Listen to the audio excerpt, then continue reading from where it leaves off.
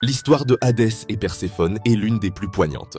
Ce mythe raconte non seulement l'enlèvement de Perséphone par le dieu des enfers, mais aussi l'équilibre fragile entre les royaumes de la vie et de la mort, entre le ciel et la terre. Un jour, Perséphone, la fille de Déméter, la déesse de l'agriculture, se trouvait en train de cueillir des fleurs dans les champs, insouciante et joyeuse.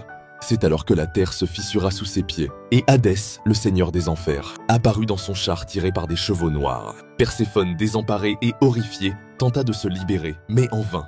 Ce kidnapping brutal bouleversa l'équilibre de la nature et des saisons. Lorsque Déméter apprit que sa fille avait disparu, elle sombra dans un profond chagrin. Désespérée, elle chercha Perséphone partout sur Terre, ne trouvant aucune trace d'elle. À cause de son désespoir, elle cessa de faire croître les récoltes et la terre tomba dans une période de stérilité. Les humains, frappés par la famine, prièrent les dieux de restaurer l'abondance, mais Déméter restait inflexible, jusqu'à ce que l'Olympe prenne des mesures. Le roi des dieux, Zeus, intervint. Il envoya Hermès vers Hadès pour négocier la libération de Perséphone. Mais Hadès, bien qu'il fût épris de Perséphone, ne voulait pas la laisser partir. Alors, un compromis fut trouvé.